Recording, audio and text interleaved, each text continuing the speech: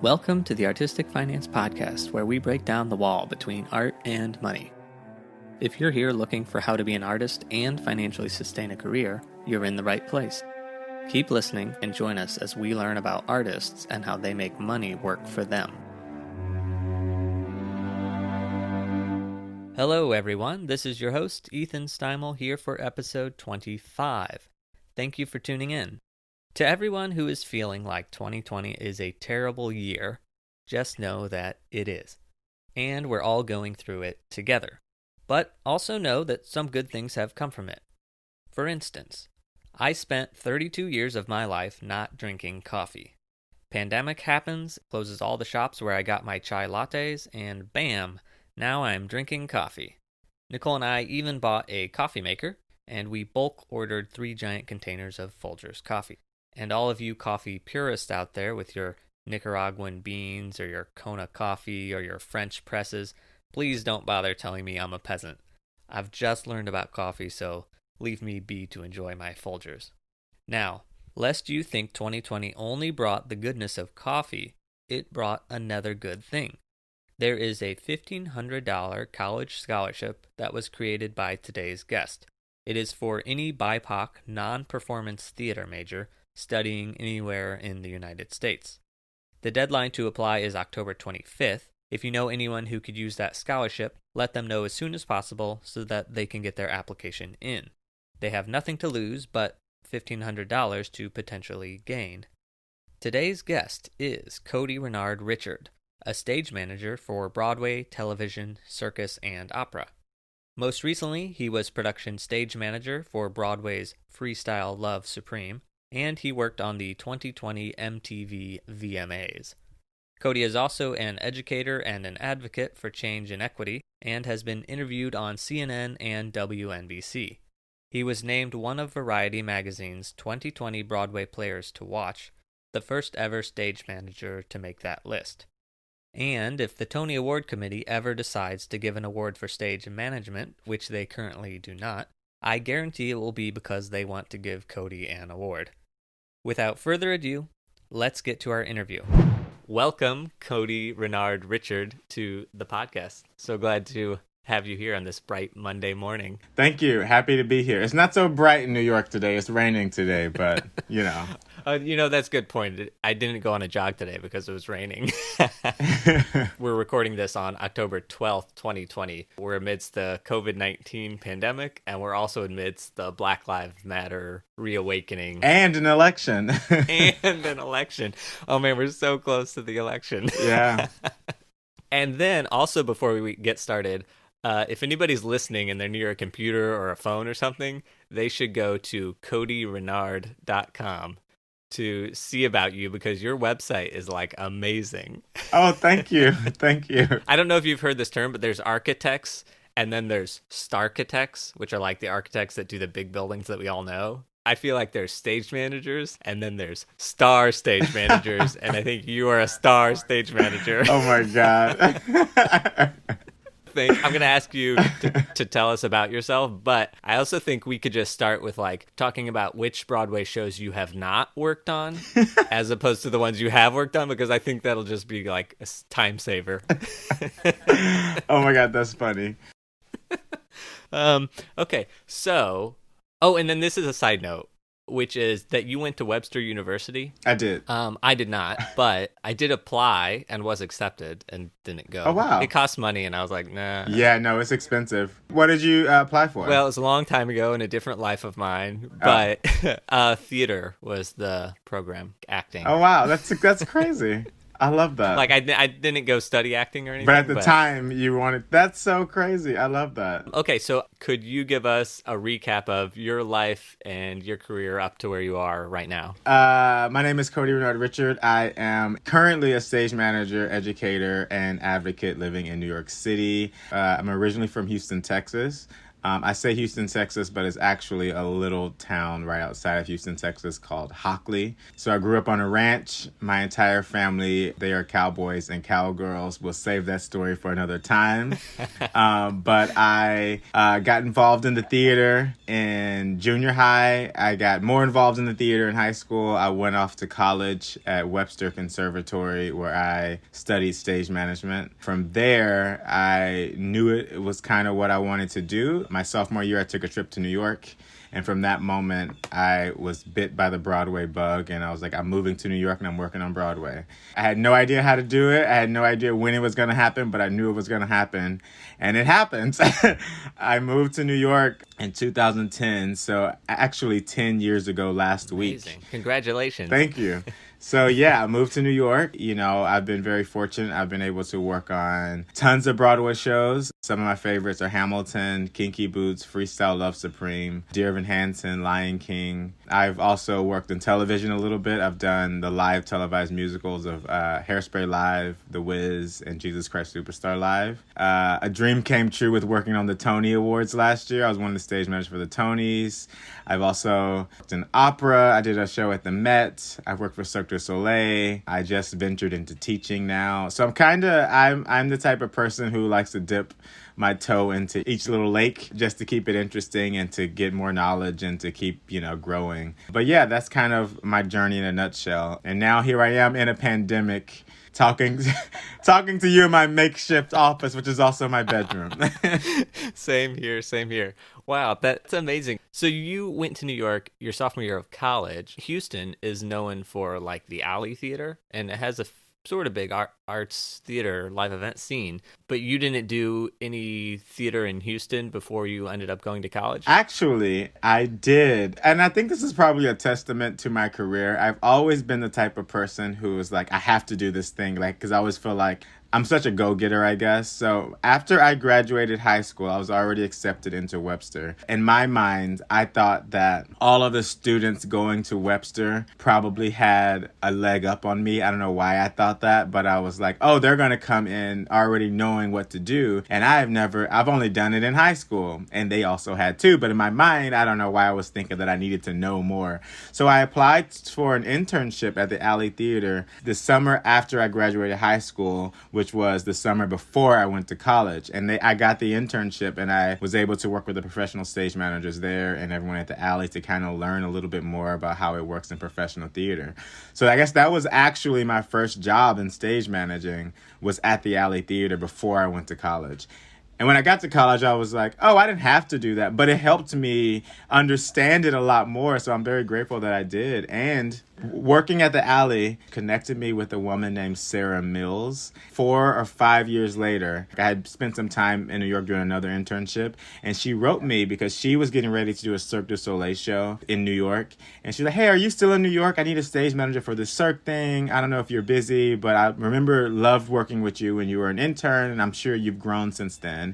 And I was in Kansas City, Missouri doing a show, planning to move to New York because I had just graduated. I lied to her. And I said, of course I live in New York City. I would love to do this Cirque du Soleil show at Madison Square Garden. So she hired me and I moved to New York officially in October of 2010 with a job at Madison Square Garden because of a connection that I made at the Alley Theater when I was 18. Wow. Isn't that crazy? Astounding. I love stories like that, because those moments that appears like pure luck, but it's not, because you did the internship, and right. You did the work, and then you moved to the place. Yeah, the seeds were already planted. Yeah. Okay, that's amazing. Okay, so I want to ask you to describe your demographics for us, for all those people that are just listening and or haven't been to your website yet. Great. I am currently 32 years young. I am a Black American, and I am very single. And male, did we say that? And I identify he, him, his. Okay, male. I don't want to assume.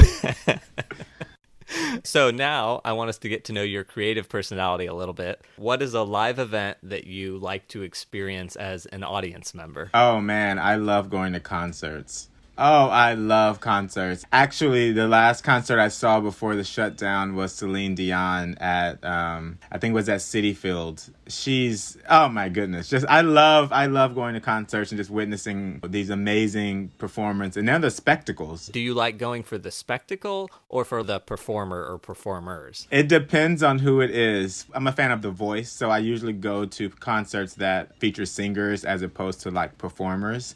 But then with people like Beyonce, you get the best of both worlds because she sings her ass off and she also performs like crazy. You know what I mean? So there are certain people, never mind, I'm not going to say what I was going to say, but like, you know, like Celine Dion, you go for her voice, and that's incredible. And like, you know, I saw Khalid in concert a couple months ago, and he's an incredible singer. So like, I usually go to concerts that are going to like move me because their voice is so insane, you know? Amazing. What is a piece of art that you like? Okay, I'm doing, well, not right now, but we're doing a show called Lempica, which is inspired by Tamara de Lempicka, who is a famous painter, like Art Deco painter. All of her paintings are amazing, but I'm obsessed with her Adam and Eve painting. It's like an artistic nude of these two individuals, and it's stunning. I just love like the way her art is, and I think I probably love it so much because I'm so attached to this show. So every time like I do the show, I find like a new piece of art that she's done that just is so incredible. But I'm a huge fan of her work. Yeah, amazing. That's awesome. So what keeps you motivated to keep working or inspires you, let's say, on those days that you wake up and you don't want to get out of bed? That's a great question. A lot of things actually keeps me going. I think myself, I owe myself. Like I have a responsibility to myself to keep going. There was so much that I had to do to get to where I was. So I always think back to like when I was younger and like the path that I could have gone down, or like the opportunities or you know what I mean? I always think about where I could be as opposed to where I am. And when I think about that, I'm like, okay, no, you need to continue to do this. You know what I mean? You have to remember that you had this dream and this goal. And it's like, so I'm very much a self-motivator.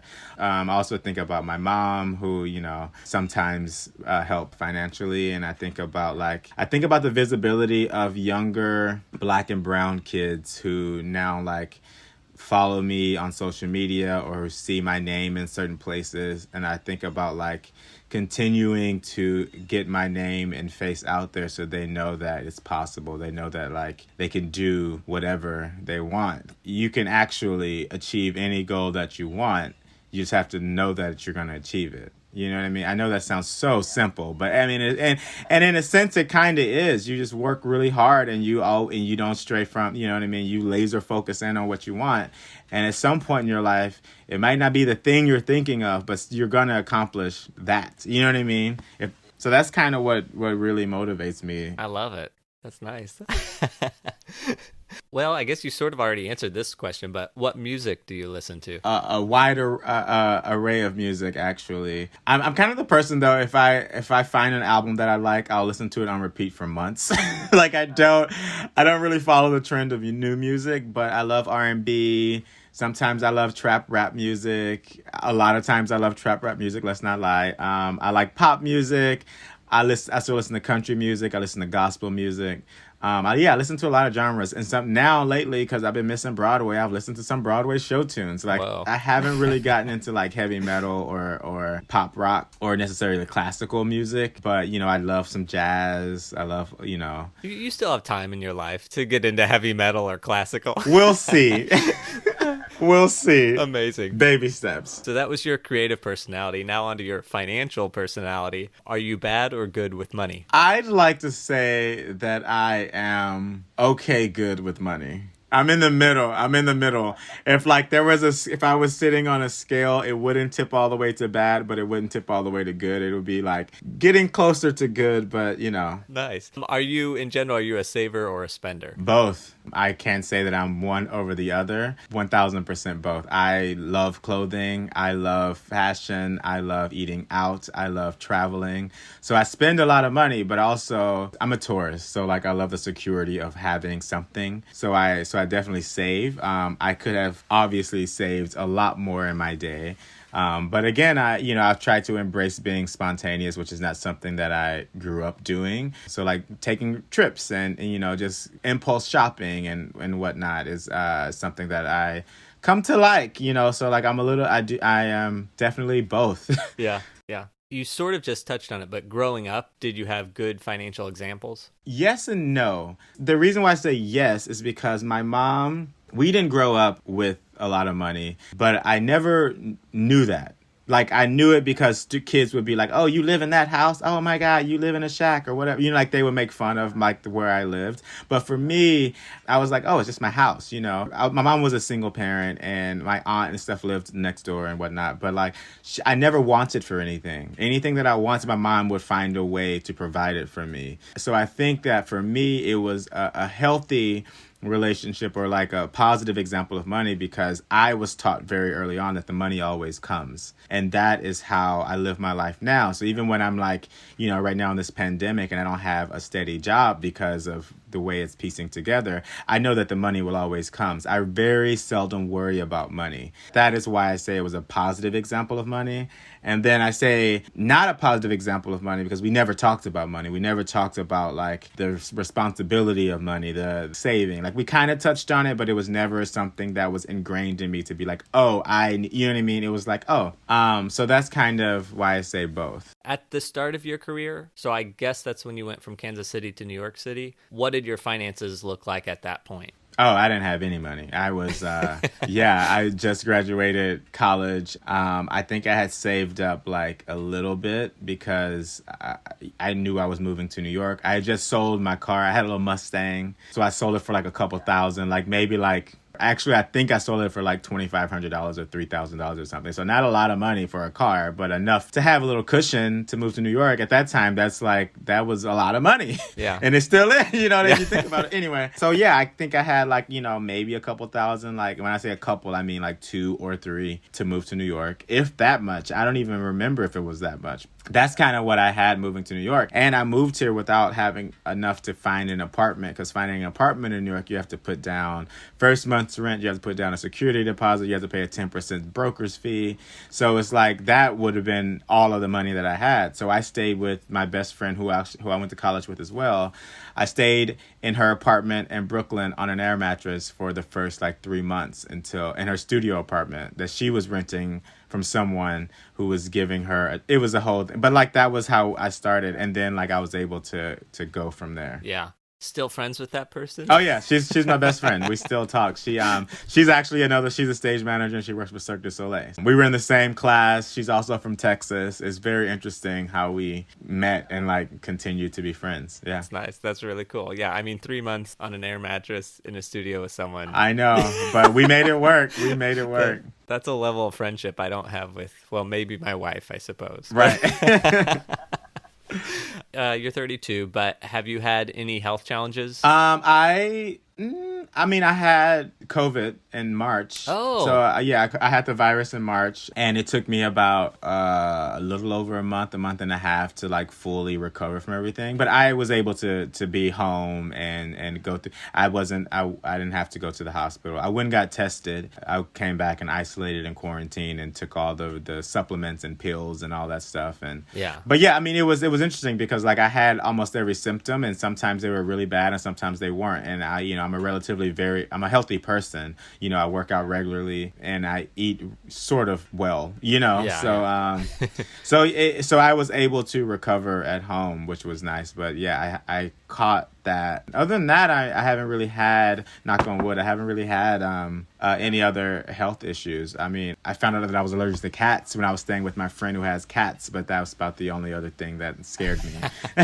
Broken a couple of bones, but yeah. So I assume for COVID, it wasn't like super expensive to deal with that, because I assume you have insurance through Actors Equity. Yes, it wasn't necessarily expensive because I didn't have any hospital bills and my test was covered through insurance. If I had gone into the hospital for anything, I think that would have been a different story. But I was very fortunate to be able to be home and deal with it at home. Because you've had it, and they say you can get it again, are you like more confident going around people because you're like, well, I've already had it, so? Or are you like more nervous, you know, interacting with people because you're like, I don't want to get it again? I'm definitely not more nervous because I think since it's been 7 months, for me, it's like I have to experience some sort of life. So I'm still very cautious. I still wear my mask when I'm around people, you know, and when I leave my apartment. But I've started to become a little more social. I live in a 1-bedroom apartment and I've been here alone for the most of the 7 months. I've taken like maybe 2 trips to visit people, but that's it. And now it's like, all right, I will go to this restaurant and get food, or I will go to the park and see someone. Because I was like, cause I'm also a very social person, and I'm at the point that I'm like, I have to maintain that aspect of my life or I'm going to go crazy. So I'm not nervous per se, but I'm still very cautious because we still don't know how to contain this thing, which is insane. Yeah. When you have excess money, where do you put it? I wish that I could say I put it into an investment account. I just put it into my savings, and I've had many conversations about investment accounts, and I have not gone down that path. And maybe this is another sign telling me that it's time.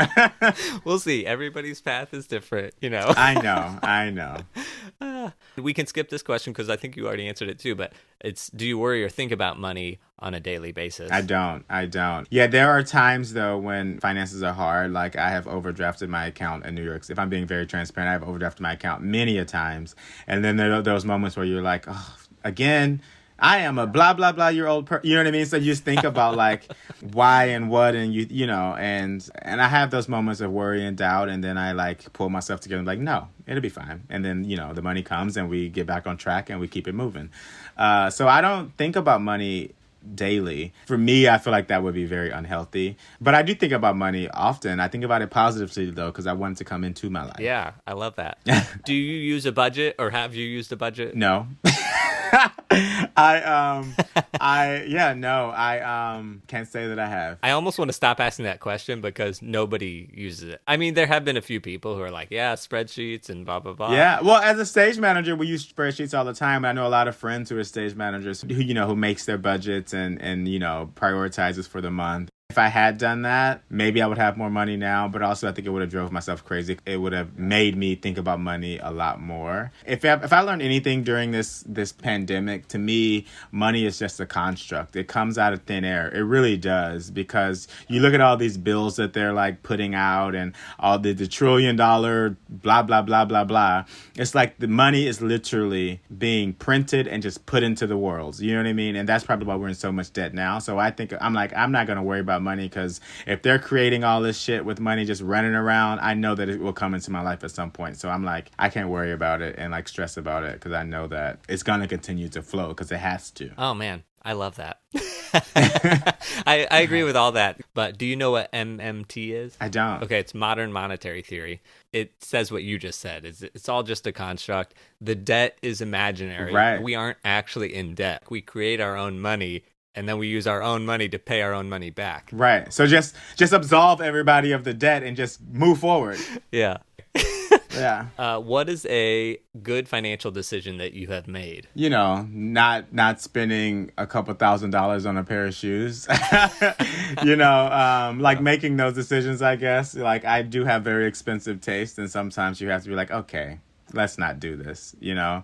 Taking a job that I knew would pay more, as opposed to taking a job that probably would have satisfied my soul a little bit more, just because that's just what I needed at the time. On the flip side of that, what is a bad financial decision that you've made? Buying a couple $1,000 shoes.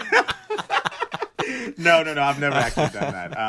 I just thought that would be very funny. When I moved into this apartment, in hindsight, you know, the timing might not have been as ideal as I thought. I moved to this apartment. This was back in 2014. I was doing a Broadway show called After Midnight, and I had been working consecutively on Broadway for a while. So I was like, oh, I should be fine to move to a 1-bedroom. I had a roommate before.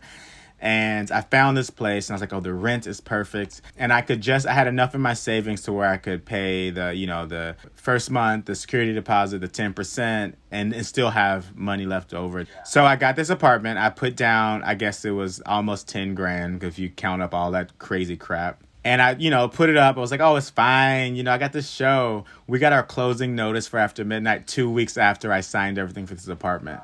And I was just like, I just gave away that, you know what I mean? And in hindsight, it was like, maybe that wasn't the best decision, but it kind of was a blessing in disguise, because I needed my own space, and it has worked out because I haven't moved out of this apartment since. But I think that was probably the moments where I was like, oh, that's just, giving up that type of money and that check. You're like, oh. So that's the one thing that comes to mind. Yeah. every time you work and you get a paycheck, does it just come to Cody Renard Richard, or do you have any sort of entity set up anywhere? I'm not incorporated, and I don't have a LLC, so it just comes straight to me right now. And then is most of your checks, are they W-2 income or are they 1099 income? Most of my checks up until this year are usually W-2s, and then every once in a while I'll do like a one-off event that's a 1099. But the majority of my checks for my career have all been W-2s. And then do you file your own taxes? I do not. I have a wonderful lady down in Florida. I don't understand that stuff. And I itemize everything, send it to her, and she'll get back to me. She's like, well, what about this? And I was like, oh, right. Okay. And then we'll figure it out. And she's great. Oh, that's awesome. Do you have a retirement plan? And if so, what does it look like? Being in Greece with no, I mean, yeah. I don't have a retirement plan. I haven't really thought about retirement. Actors Equity, do they provide something? I have 401k and a pension set up through Equity and through, I'm also a member of the Directors Guild Association, the DGA. So they pay into my 401k and my pension as well. So I do have quite a bit in that. I just don't, I'm going to ask questions just because I don't know. So DGA, that was like your NBC live musicals. That's the DGA. Is that the stage manager union for TV?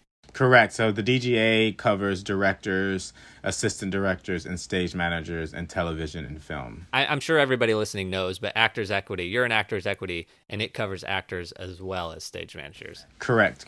So that's why you're in that. Okay, to hammer more on this. So the 401k through Equity, is that something that they automatically did for you, or did you have to take an extra step and say, besides the pension, I also want to do the 401k? They set that up for us. And depending on the contract, if, on a lot of Broadway contracts, the producers pay into it. Like they pay into it because it's a part of the agreement. And then we have the option to adding more of a percentage into it as well. So we can match what the producers are doing, or we can just let the producers pay into it. Yeah.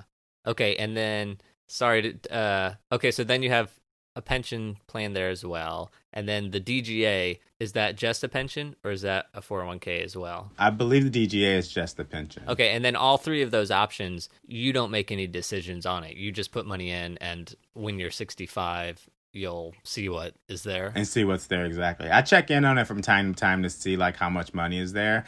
But actually, I think now, because a friend of mine just took some money out of their 401k, we have the option to take however much funds that we want. Because, it's a weird time. So they were able to take up, I think, 20k out of it. So so you can take amounts, but I think you only can do it a certain amount of time a year, or however many years. I'm not sure how that works. I've never taken anything out. But they give you that option if you're ever really hard on your luck and you need to access those funds. You can pull a certain amount out, and especially this year in pandemic, they've tweaked the rules a little bit so that it's a little easier. But you can pull money out, but you have to pay it back in a certain amount of time. Or there's, of course, the worst option that everybody would say only do if you're desperate, which is pull it out and just pay a penalty on it. Technically, it is your money, and you can get it back. You just have to pay penalties on it. Yeah, I'm not touching it because I'm I'll figure it out because I don't need to pay any other bills. I got enough bills and I got enough tax statements. I can't. So I won't be touching mine until it's time. Until it's time. Yeah. What job of yours has been the most financially lucrative? It's kind of a toss-up because my television jobs definitely pay more, but they are shorter contracts. So whereas I make an X amount a week, which is more than what I would make on Broadway, the longest I've done a television show is the live musicals have been maybe 2.5 months. Whereas on Broadway, I've done shows for 9 months to a year. So in the long haul, the Broadway show is the most lucrative because it's good money and it's longevity. But the television gigs, those one-offs, those two months pays almost double what I would make on Broadway in a couple months. So it depends on how you look at it, I guess. I'm sure Equity has a minimum weekly fee for a stage manager, and I'm guessing that the DGA does as well. Do you know off the top of your head, and I know it changes like every year and every contract renewal or whatever, but do you know roughly what the minimum is for a Broadway stage manager and then also for DGA? For a Broadway stage manager to be the PSM, to be the lead stage manager, production stage manager is what we called it on Broadway. For a musical, I think the minimum on Broadway now is $3,100. The minimum for like an assistant stage manager on Broadway is, I think, $2,500 now, or $2,200 or something like that. So they're both really great paychecks. And then for DGA, it depends on the contract, but the contracts that I've worked, either you get paid a day rate for like the Tonys and for the VMAs for shows like that. And all this information is online, so I'm not like, spilling any new tea. So the day rates, I think, range from like $800 to $1,000 a day for television. When we do the live musicals, you have the producer have an option for either paying us a day rate or paying us a weekly rate. And I think the weekly rate, the base weekly rate for a stage manager is $3,200. And then there's like a bump there's two different rates that I don't remember. There's like a $4,100 rate and then there's a $3,200 rate. So like those are like, it depends on the position. It's comparable to Broadway and TV, but TV, you're working 5 days a week. You have weekends off. Broadway, you're working every day, all day until you can't breathe. I'm kidding. It's not that bad. It's not that bad. But yeah, no, they're substantial paychecks. It's just, television has more resources and all that stuff to pay a little more. And then, of course, also the trick is you can't always go job to job to job, so you always have between time. And taxes. And taxes. and the hours, which you joked about, but like the hours are substantial. No, it's true. Working on Broadway, which I love and I've loved for years, it's time consuming. Especially, we work 6 days a week. We work at night most times, but we're also rehearsing during the day. And if you're picking up any other projects, it's very all consuming. So it's a lot. It's a big time commitment. What job, regardless of money, have you done that you're most proud of? I don't know. That's tricky. I'm gonna have to say more than one because that's how it is. The Wize Live, I was extremely proud of that because it was the first time that my mom got to see my work as a professional, like in TV, and she was able to show it to people and like talk about it and make sense of what I do. So that was pretty special. And then the other one was a show that I just recently did was Freestyle Love Supreme. Just because it was an unconventional show and it was a group of people who I really admire and I love the work that they do. So I'm very proud to have been a part of that and to have contributed because that show allowed me to be a little bit more creative than I normally am as a stage manager. So I loved that. I love that. Yeah. Awesome. Do you have a professional network and has it helped you make more money, AKA how do you find work? When I don't have an agent, I don't have representation. Most stage managers don't. That may change, who knows. But so I don't necessarily have someone who's helping me get work, I guess. I do have a professional network in the sense of that I have a lot of connections and I've built relationships with people who sort of have my back. Not sort of, they have my back and I have theirs. So like when jobs come up that's right for me, sometimes they'll reach out. I do a lot of seeking jobs out on my own. Most of the jobs that I've ever gotten has been me like emailing or calling people and checking in and then staying on their radar. Some of the jobs have been because people have just called and offered it to me. Other jobs have been because I've applied cold. You know what I mean? So like finding jobs for me has been very varied. It's been different. But yeah, I do feel like I have a network here in New York now, like a group of people who, you can call up and say, what do you have going on? Have you heard about this? And just get more information. But as far as getting jobs, yeah, it's definitely that hustle. Definitely that, going after it and trying to find out what's there. Yeah, amazing. How much of your success has been hard work versus luck?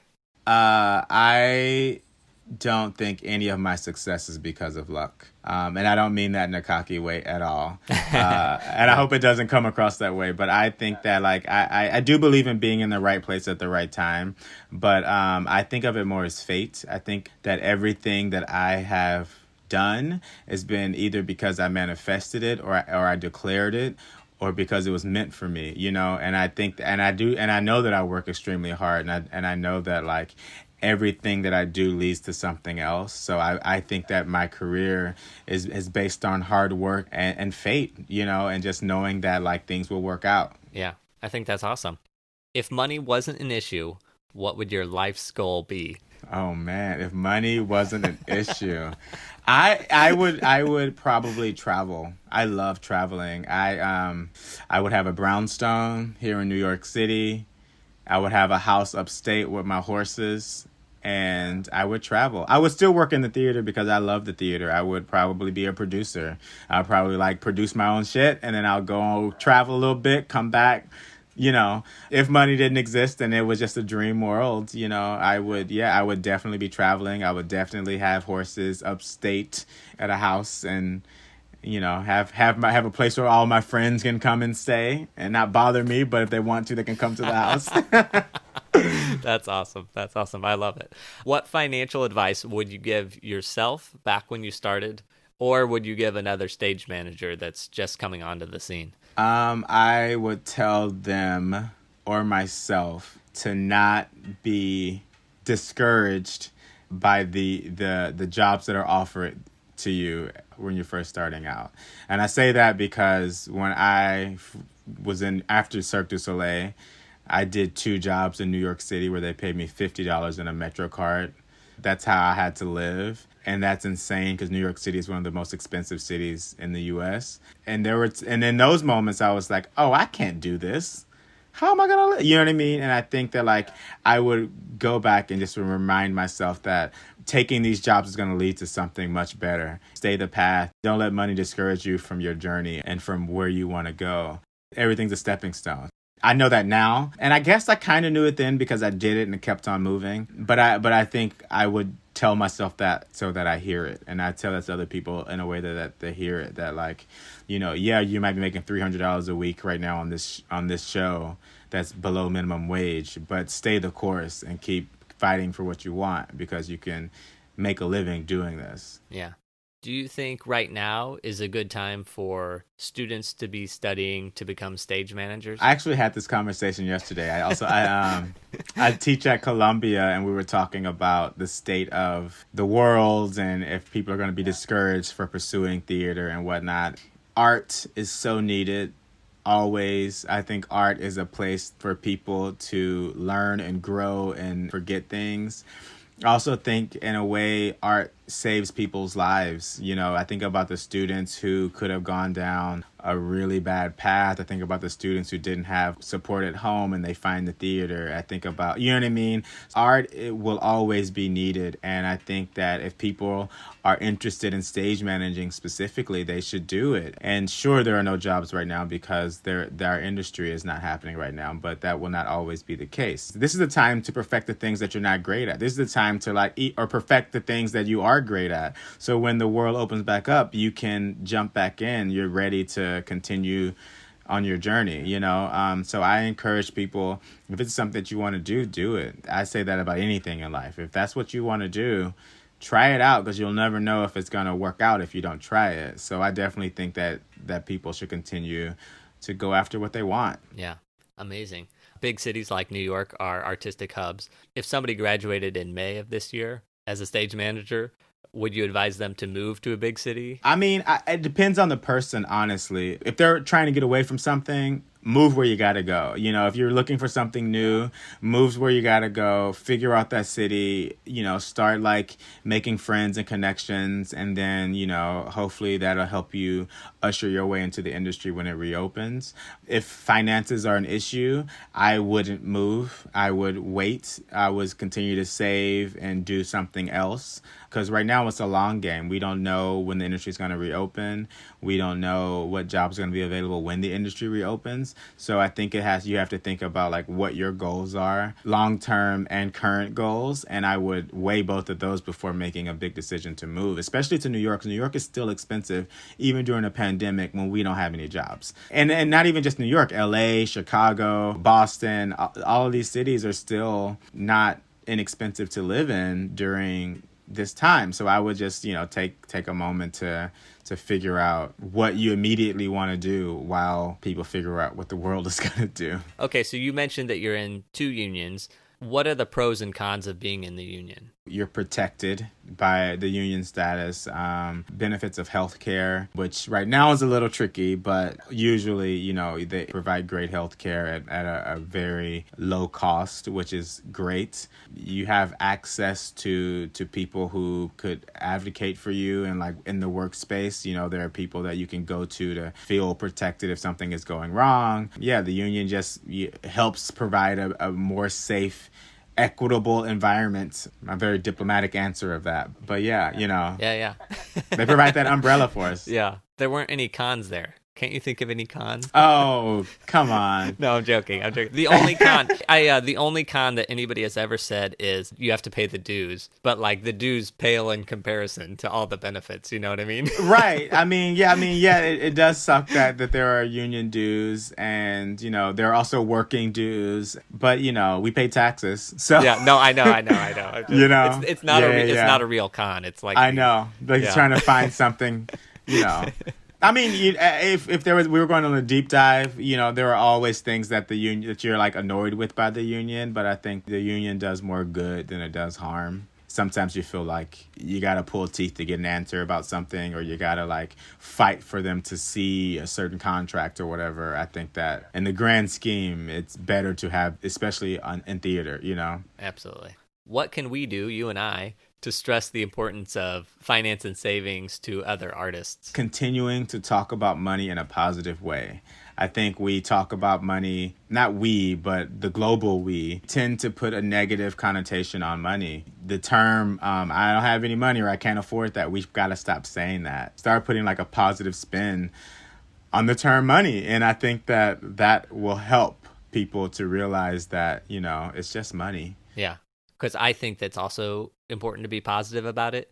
Often I slide into the negative without even realizing it. I also think it's inevitable, because I'm generally a very positive person, but, we all have negative thoughts and we all slide into that. The goal is to not stay there. The longer you sit in something negative, the longer your life is going to be negative, or the longer you're going to have those thoughts or like that low energy. For me, it's like, all right, you can think about it, you can sit there, but, you can't wallow and stay.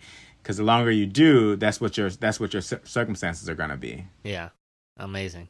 All right, my final questions here. What separates those that have a career in the arts full-time versus those that transition out or never even try to do it? I don't know what separates us. I would say the people who have a career in the arts full-time, going back to that word luck, which I dodged earlier, are incredibly lucky, incredibly fortunate to be living their dreams. It's not lost on me that I am able to do what I want to do. It's a very cliche term, but I'm actually living the dream, So I think that's what separates people who might have wanted to go into the arts and didn't, or was in the arts and then left. Is yes, it's hard sometimes, and yes, it's hard to like make ends meet sometimes, but when you get to do it, the satisfaction of being able to work in the art form that you love and have given so much to is amazing.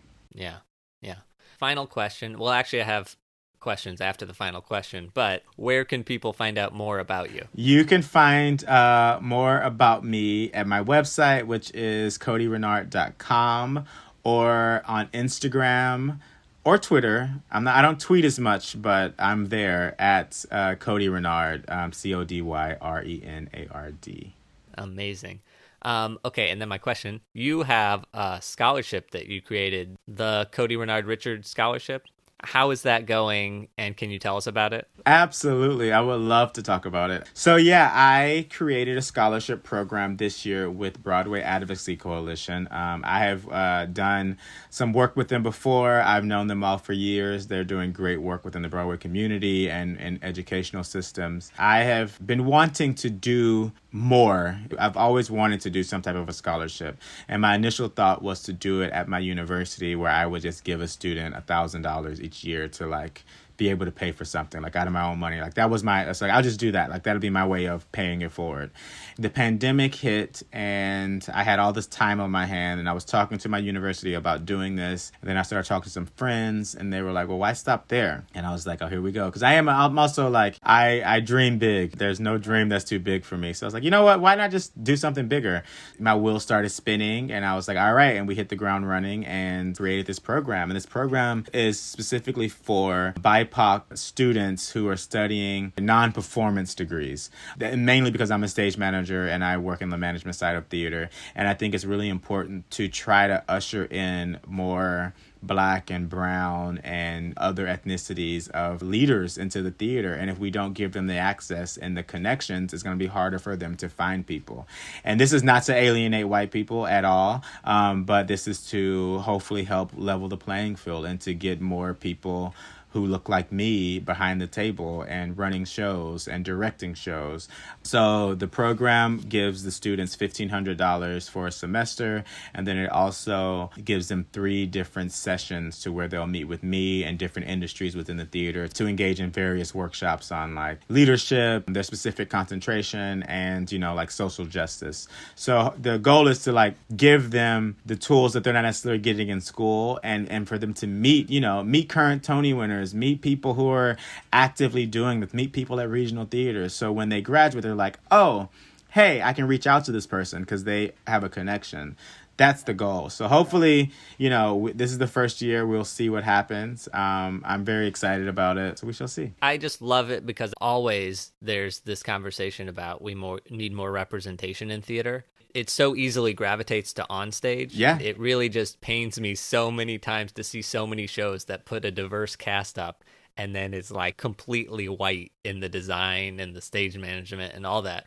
So that's what I love about your scholarship, because there's way more people that work in theater behind the scenes. Absolutely. To me, that's such a good place for the scholarship to be focused. And I've gotten a lot of support, which has been great. There's like, most of the producers that I've worked with in the past and some writers and directors, they have offered up tremendous support. If not financially, they've offered it up, in the terms of wanting to help with internships or just, advice or whatever. So that's been really amazing. And just because I love talking about money, a couple more questions about that, which is how many scholarships are you giving out this semester or each semester? For this semester, we did not put a number on it. We didn't know how much we were going to raise because we were fundraising, and we didn't know how many students were going to apply. So it kind of depends on the demand and how much we have in the fund. Obviously, we want to help as many students as we can. So that's the goal is, if we get $50,000, we can give away a lot more. If we only, have $25K, we can give away however much we can. You know what I mean? So that's the goal, is to give away as much as we can to as many deserving students as possible. Is the fund, is it like however much money you get donated, that's how much money you have to work with? Or have you set up a fund where it's like, this is the principal and it will accumulate interest and we can use that to pay the scholarship? Do you know how it works? Well, right now it's how much is donated is how much we have. We're still looking to bring on like a major donor or a major sponsor. If they give $150K, that can be invested, and that would be something that will continue. So we don't have to fundraise every year. So that's the goal. And right now we're going off of the individual donations that we've gotten, which has been good. We raised $25K in 3 days, which was really amazing. Awesome. And sorry, I'll let you go in a minute, but so I was looking at the scholarship and it said applications could start September 15th and they're due October 25th.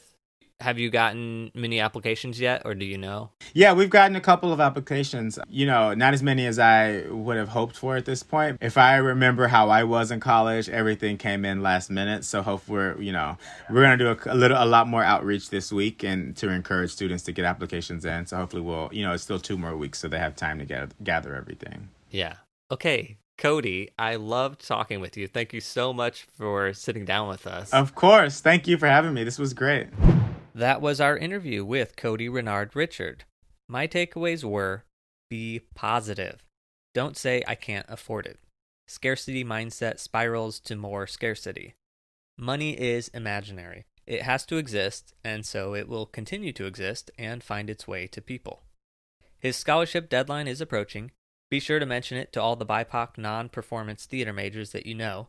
If you listen to this after the fact, be sure to check again for the next semester.